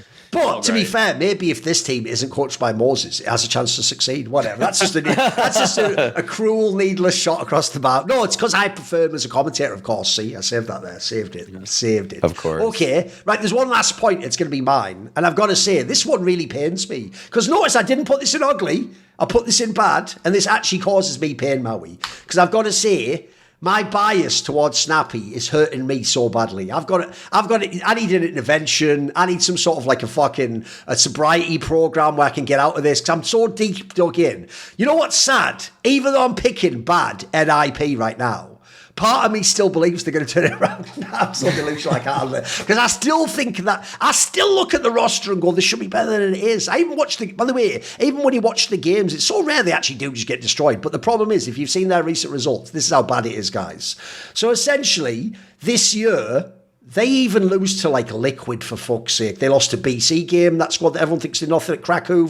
They lost recently to Monty and 100 Thieves at this Roman Imperium Cup. They've lost now to M80 and Legacy here. They barely beat NRG, and that was in a game where NRG had a mad sauce third game too, by the way. Like, NIP looks so rough right now. And the real problem is this. I had way bigger expectations. I actually thought this roster, when I saw like some of the upside of it, I thought this roster could be like, 12th best in the world or something like it. I thought it had real potential to do something, whereas right now, it's actually like gone the other way, and it's having really, really poor results. And also, a lot of the players, essentially, it's only ex-Kaspersky that frags out at the moment. There's a lot of problems elsewhere in the squad. They obviously gambled on the Cairn guy. Like, all the information I had was this guy was going to be like a star lurker and have like some big fucking numbers. Obviously, he was really good in a circle. So, what do you think, Index? Where's NIP at right now for you? It's really disappointing because like when they picked up Cairn as well, I've even seen flashes of it. Like, he's had some really like, every now and then he'll have like a really nice impact round. He'll get like a nice headshot on like a lurk, and it ends up working. But like, it's just some of the even like the team interplay stuff. Like I watched the Dust 2 game yesterday, and there was a setup where Wrinkle was on, like on the short angle, like just right up against short, looking down for a T player to swing. And then Snappy's on the right side, and they're both just staring at the angle. And like one flash came over from M80, and they just got 2 like free kills. I'm like, guys, like, that's not even like a recently added player. Like, one of you's got to be playing anti-flash here. Like, that's such a basic component. I don't know. I mean, you can't exactly say roster change 1 month in. Like, I feel like this roster should have been doing way. Like, I'm with you almost. I think that I had so many high hopes, and I still kind of believe they can turn it around with a bit of time. But like, that hope is dwindling like quick, especially the more I actually watch them. Just simply put, the Cairn move is not what they expected it to be. They even moved Kaspersky out of some of the positions where he was feeling pretty good in. And I mean, I feel like Kaspersky got to move back to some spots he wanted back in the day or something like that, but I personally just wouldn't have wanted to touch anything regarding him whatsoever. I just feel like he was clearly, if you actually wanted to take a real top 20 list today of the best players with agnostic of team success, he would be on it. He's one of the 20 best players in the world easily, and he's carrying this team through games versus teams they really should have no business having difficulty with. The what he had to do to beat NRG in double OT is just it was ungodly. Okay, he was getting just multi-kill left and right. I mean, he was just always good for one in every position that he possibly could have been in. Very rarely getting caught off guard. I mean, in a 3-map series, he had over 100 ADR versus NRG, and the second highest in terms of just damage was karrigan at 84. Okay, like, I mean, he willed them through that game, and I feel like it just, if you want to, the bad point about your snappy issue, Thorin, is I feel like just from the eye test of watching Snappy, I mean, I'll just say, here's me sitting you down and telling you what you like about Snappy. It's that he's a lot like Existence. They have a lot of cool little set pieces. They have a lot of cool, like, out of spawn calls.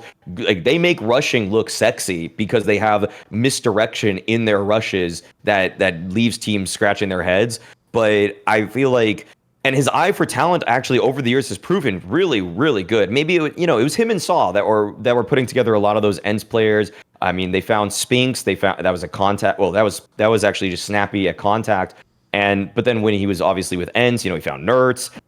There was, they played with a lot of up and coming players and made them. They put them on the radar for us. And so those two facets combined, I feel like, give a really strong perception that Snappy, he obviously has a great mind for CS, and he obviously cares about his strat book a lot. And those are very key aspects of being a great IGL. But it's just that this roster is not gelling in the way. To me, the reason is actually because karrigan is less willing to take the risks that UJerks did. I mean, their nuke, to me, has fallen off because UJerks, maybe actually rating wise he was better on nuke, but also he just knew how to play around these misdirection plays now. I'd say to play in a snappy system, yes, you need to know how to run all the strategies. That's one thing to catch yourself up to speed, but also knowing where the wiggle room is in the strategy, which UJerks actually got it. He knew where he needed to pick his spots. When you throw the diagonal smokes outside on nuke yard, you can go into mini, you can push towards unbreakable, like towards the locker side, or you could push big garage, or you could just cross. You have basically 4 options, and I feel like I would see a map of play where UJerk uses 3 of the 4 in a single half, whereas karrigan is almost always just taking the passive, I think I'm going to just cross safely routes. And that means that you're a lot easier to play against as a team, because whereas before you needed like 3 guys to defend an outside yard wall of smokes from NIP, now you really just kind of need 1, or you just rotate a guy down lower. It doesn't have that teams aren't left scratching their head when they're playing NIP anymore. And that's, to me, probably because karrigan never played in a system like this before, but also just I think that UJerks did fulfill a role on this team that is now they realize now that they're missing it. How long would you give him to get used to that, do you think? Because like he's been in the team like a month, and if it is like a big stylistic change, especially with like playing on a bigger platform, then he is sort of like reverting back to defaults maybe. Like, do you reckon another 3 months, or are you getting a bit more harsh with that? I felt like I saw signs. I felt like I saw signs early enough on that he was starting to try it a little bit more, but I'm not sure. It feels like he's kind of regressed, or sometimes he just gets punished too much. Like in the game they played versus Legacy, karrigan went 2-11, trying to work outside and everything on T side. He just doesn't. I feel like it just takes bigger balls. Like I just feel like he needs to sack up and just realize these are risky plays, and it's a bit of there's some coin flips going on. And you gotta like, I don't know. I think they're in between right now, trying to make him feel comfortable, but also pushing him to work in the system. But they need to really just sit him down and say, you have to do this. You have to try, or else we don't really have the oomph on our T side to really make us as dominant on nuke as we were. Don't worry though, in like the 1.5 months, if they do a little upturn, they'll be my good. Like, Nips, they made it work, guys. And they, I believed all along.